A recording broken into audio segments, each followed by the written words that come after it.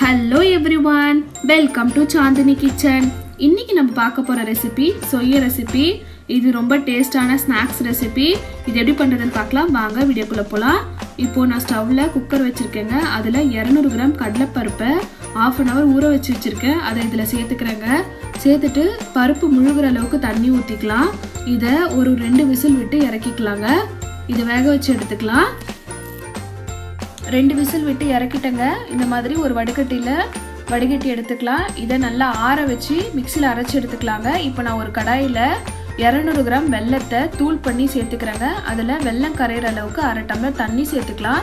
இந்த மாதிரி வெல்லத்தை நல்லா கரைச்சி விடுங்க. நல்லா கரைச்சி கொதிக்கட்டும்.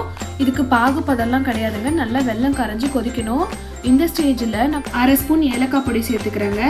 ஏலக்காய் பொடி சேர்த்துட்டு நல்லா கலந்து விடலாம்.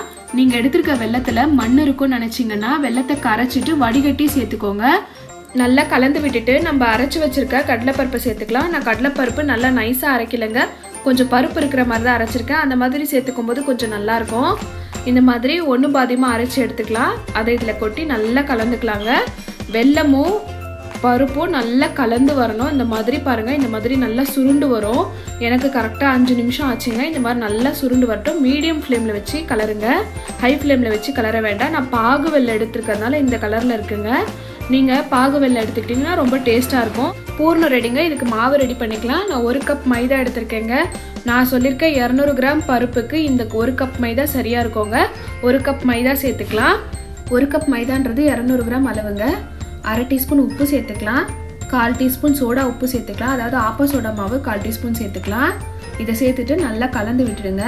உப்பு சோடா உப்புல மாவோட நல்லா கலந்ததுக்கு அப்புறமா 1/2 கப் தண்ணி சேர்த்துக்கோங்க. ஃபர்ஸ்ட் 1/2 கப் தண்ணி சேர்த்து நல்லா கலந்துக்கோங்க.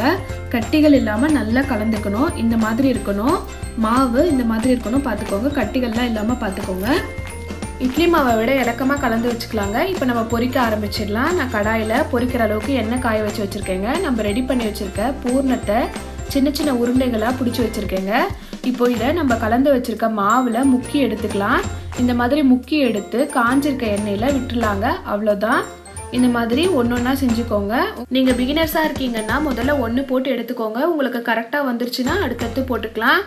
இதில் நீங்கள் ஒருவேளை மாவை ரொம்ப இலக்கமாக கலந்துட்டிங்கன்னா கொஞ்சம் மாவு சேர்த்துக்கலாம்.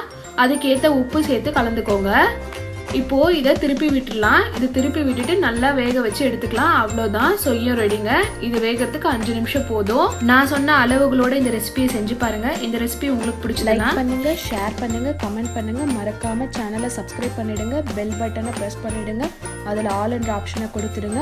அப்போ தான் நான் போடுற புது வீடியோ உடனுக்குடனே வரும். ரசித்து சமைங்க, ருசித்து சாப்பிடுங்க. தேங்க்யூ ஃபார் வாட்சிங்.